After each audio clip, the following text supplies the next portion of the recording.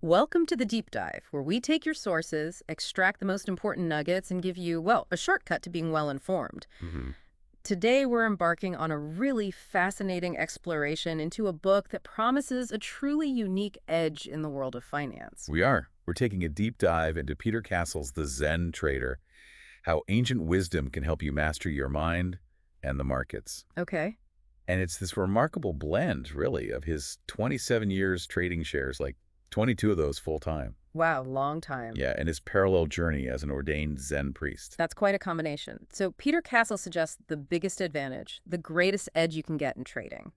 It isn't algorithms or finding market anomalies. Right. It's something more profound, like a Zen mindset. Exactly. Okay, so for someone, who's maybe spent years honing their technical strategy, how does he convincingly argue that this internal Zen thing is the actual biggest edge? Well, it's pretty striking how the book handles this. Yeah. Right from the forward, actually.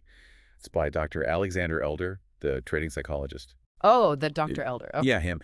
And he emphasizes this point straight away. Elder notes that the technical side, analyzing markets with just those 5 numbers open, high, low, close, volume. Mm-hmm. The basics. Right. It's remarkably straightforward. Elder claims, he could teach that in less than a week. Less than a week. Yeah. But developing sound trading psychology, that, he says, that could take years. Nice. And this book basically offers Zen as this powerful, maybe even accelerated path to getting that psychological mastery. And Peter Castle's own story really backs this up, doesn't it? He started trading back in 95, Mm-hmm. and he admits pretty openly he knew the biggest challenge wouldn't be money or the technical side. At the emotional part. Exactly. Emotional. And then when he went full-time, January 2000, Mm. talk about timing. Oh, yeah. A baptism by fire is what he calls it. You had the U.S. tech crash, 9/11, the Iraq War, all hitting right at the start of his full-time career. Start. You could say that. Hmm. And it really ties into a common thing you see with traders. Many figure out eventually that their emotions are messing with their performance. Mm-hmm. But their first instinct is often, more complexity, more elaborate strategies trying to control everything. Which doesn't really work. Rarely gets to the root cause, no.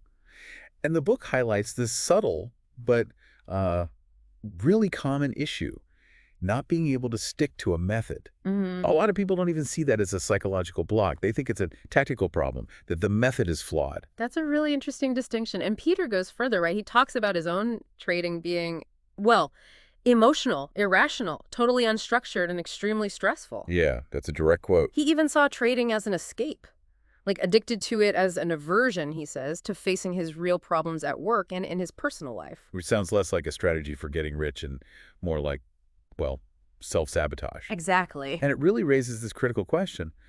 Why do so many really smart people fail at trading? People who kill it in other fields. Yeah. Why?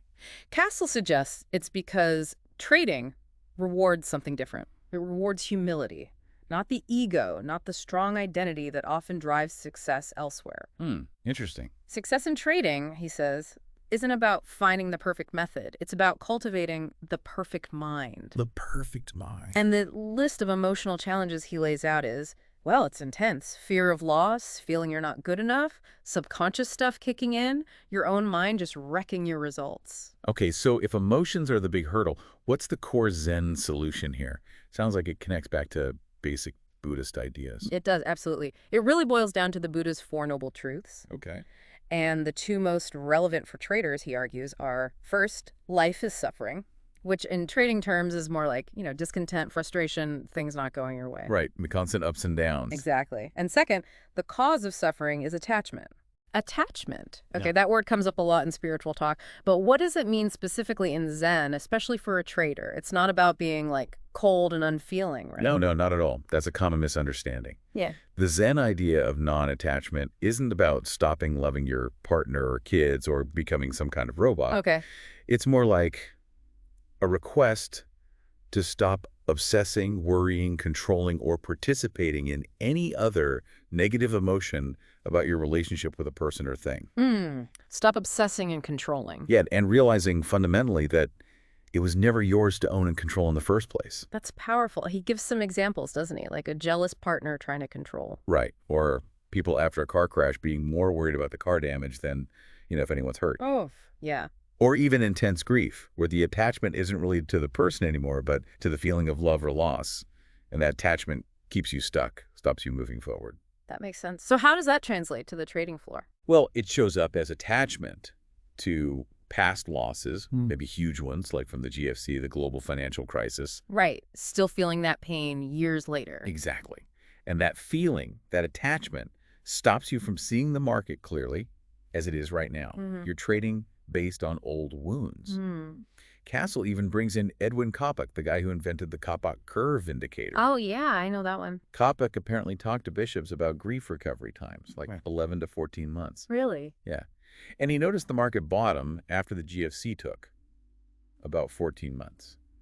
He built that insight into his calculations, this link between human grief cycles and market cycles. Wow, that's quite a connection. It is. It underlines this idea that the market isn't just abstract numbers. It's reflecting us back to ourselves. Yeah. The book says your relationship with the market is really a relationship with yourself. Pretty much. Yeah. The market just exposes the real you, the one full of attachments that create all your pain. Okay, so what about attachments that aren't so obvious? He mentions formless attachments.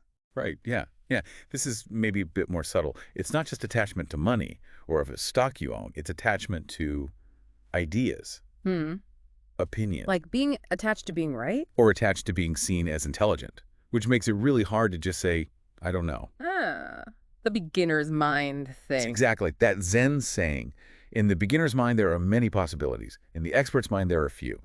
Traders get stuck because they need to be right. They can't accept they're wrong. They get stuck in hell, as he puts it, wanting things to be different than they are. Yeah. Wanting the market to fit their view instead of just accepting what is. He shares his own best ever trade story. Oh, yeah. What was it? A big win? Actually, no. It was taking a huge loss on a stock called Pasminko. It was falling, and he cut it loose, took the hit, and later it went to zero. Completely worthless. Whoa. His ability to detach, to accept the loss, and just act based on what was happening saved his capital. That was the win. Okay, that Pasminko example really hits home. So if detaching from these attachments is the answer, why is it so damn hard? Castle says it's because our default way of thinking is duality. Duality. Yeah. Seeing everything in pairs, good, bad, right, wrong, win, lose, up, down. We constantly label and judge everything instead of just observing. So a falling market isn't inherently bad. It just is. It's our label that makes it bad. That's the Zen perspective. It is just as it is. Your perception, your conditioning, creates the duality. You know, someone's height might seem short here, but totally average somewhere else. Right. Context matters. In a falling market. To one trader, it's panic stations, major concern. To another, it's a buying opportunity. The market itself isn't good or bad. He says, the duality in your mind creates the market you see. That's a lot to chew on. But, okay, how do we do that? How do we apply that kind of non-judgmental observation when things are moving fast in daily trading? Is it just about being mindful? That's a good question. It's clear. Mindfulness alone is not detachment. Ah, okay. You can be mindful, check the overseas markets, run your scans, feel pretty calm. Right. Doing the prep work. Yeah. But then the market opens down sharply. Yeah. And immediately you label it bad and boom, you react. Yeah. You ditch trades you plan to hold. Mindfulness went out the window. Because the judgment, the label, triggered the emotion. Exactly. The real Zen mindset involves watching the market with a mind of interest and curiosity, not one of judgment and labeling. Interest and curiosity. Okay. He tells that great story about the Zen master Hakuin, falsely accused of fathering a child. Right. What did he say? Just, is that so? That's it. No defense, no anger, no judgment, no labels. He just observed the situation, trusted it would unfold. Wow. That's detachment. Yeah. He knew it was best to let things play out on their own. The market isn't reacting to you. It's just all those other traders attaching and then reacting to the constant assault of information. Okay. So building on all this, the book offers a practical system, a Zen system for peace of mind and profit. Yes, exactly. And it connects your trading performance directly to your whole lifestyle, not just what you do during market hours. So, Well, the system has 5 theory rules. They're called the 5 precepts, based on Buddhist principles. okay. Like don't steal, don't lie. Yes, those are the big ones. But it goes deeper into the subtle stuff. It's about noticing the small, everyday ways we act out of aversion or attachment. Like what? Give me an example. Okay, like letting a checkout error slide in your favor, gossiping about someone, avoiding real intimacy, Or even just using alcohol or coffee habitually to either unwind or wind up. Hmm. How does that link to trading? He argues these are all subtle avoidance strategies. They dull your self-awareness, your mental clarity. And each time you do them, you're reinforcing a pattern of reacting emotionally or seeking comfort, rather than acting with discipline. So that erodes the discipline you need for trading. Makes you less likely to stick to your plan when things get tough. Precisely. These small daily choices train your mind in ways that directly hurt your trading. Fascinating link. Okay, so that's 5 rules, and the 6th, the most important one. Meditation. That's the practice part, and Peter makes the analogy. Meditation is like a trading method itself. Oh. It's only useful if you actually do it, implement it. He says you can't make money sitting on the sidelines. You can't reach a state of calmness and peace of mind by avoiding the work of meditating. You have to put in the reps. So how does this Zen practice, the meditation and precepts, actually translate into a trading strategy? Well, he advises something quite specific. Pick one simple trading method, really simple, Okay. and trade it Yeah. diligently, consistently, for a decent period. And here's the key part. Keep detailed records, not just profits and losses. At your emotions. Yes, your emotions, your reactions, what you were thinking and feeling during each trade. Why? Because doing that, he argues, leads to the aha moment. That moment you truly get that trading is a process. It unfolds if you just get out of the way and let it be. Get out of your own way. Exactly. And this is where Zen meditation really helps. Remember Dale Carnegie's 4 steps for problem solving? Vaguely. Analyze, find solutions. Right. But the 4th step, the hardest one, is stick to the decision. Ah. Traders struggle with that one. Massively. They can't let go and let be. Meditation trains that ability. Does he give concrete examples of these simple systems? He does. He provides 2. One called the I Want Money system, which is daily. Catchy name. Yeah. And the Zen monthly system. Both are basically simple trend-following methods. Clear rules for getting in, position sizing, using trailing stops to get out. Keeping it simple. And what were the results like? Well, the I Want Money system, the daily one, showed a 99% return over 2 years in his backtest. Win rate was about 52.5%. Not bad. And crucially, it got out quickly during big drops, like the COVID crash in 2020. The rules protected the capital. And the monthly one? The Zen monthly system turned $100,000 into around $248,000 over 4 years. And get this, with less than 2 trades per month on average. Wow. Less trading, more money. Exactly. That's his point. It's not about frantic activity. It's about discipline and detachment, letting a simple process work. These simple systems force you to practice the Zen principles. The clear rules counter that dualistic good-bad thinking. They manage the fear of loss because your exit is predefined. You're getting out of the way by just following the rules. Precisely. It shows how detachment actually leads to better results. Okay, that makes sense. Now, one of the hardest things for traders, maybe anyone facing uncertainty, is that question, when should I start? Or what if X happens? Yeah, the what ifs. Peter Castle says we have this incredible bias towards having to know, trying to eliminate uncertainty, which just creates anxiety. Right. Like we hate not knowing. Yeah. So the Zen answer to don't know, But is it? it's pretty radical. Just admit it. Admit the truth. We don't So know. admit it. Yeah. And shift the question. Instead of asking, why is this happening? Yeah. Which gets you tangled in speculation and fear. But ask. Ask what is happening. What's actually observably happening right now. Because that usually has a clear answer. Exactly. The market is going up, down, sideways. Your position is in profit, in loss. Asking what is happening gives you something concrete to respond to. Sell, buy, hold, do nothing.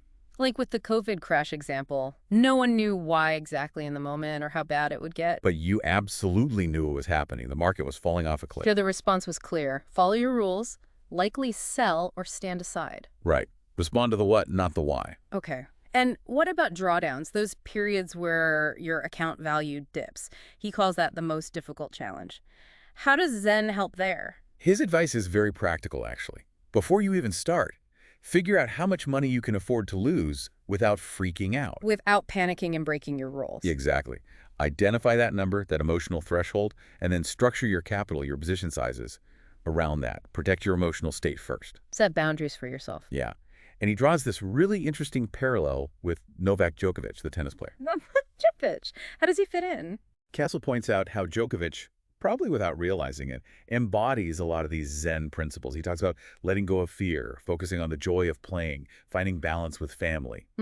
Not just focusing purely on winning. Right. And the takeaway there is Aspiring traders need to be aspiring humans. It's not about raw intelligence or academic smarts. It's about self-awareness, understanding your ego, and detaching from that unhealthy need to always be right or in control. So, pulling this all together, then, this deep dive into the Zen Trader, Hmm. it seems the big message is that mastering trading isn't really about mastering charts or systems. Not primarily, no. It's more a journey of self-discovery, emotional regulation, embracing a simpler, more disciplined life overall. I think that captures it really well. It's an inside job. And Peter Castle's final advice is pretty straightforward. Mm-hmm. Just regularly integrate those 6 rules, the 5 precepts in daily life, and the practice of meditation. Make it a habit. Yeah. And know that you will stumble. Everyone does. When you do, don't beat yourself up. Just take a breath and come back to the system that develops calmness and peace of mind. Come back to the practice. Okay, so ultimately, the profound takeaway here for you, the listener, seems to be this. Trading looks technically simple on the surface, but it's incredibly difficult emotionally. Overwhelmingly so sometimes. Your emotional resilience, your self-awareness, Yeah. it needs to be strong enough to handle the method you're using. Or maybe you need to simplify your method to match where you are emotionally right now. That's a really key insight. Match the method to the mind, not just the other way around. Because the market, in the end, is just a mirror. It's not showing you market chaos. It's reflecting the attachments and reactions inside your own head. It's not about conquering the market. It's about conquering yourself.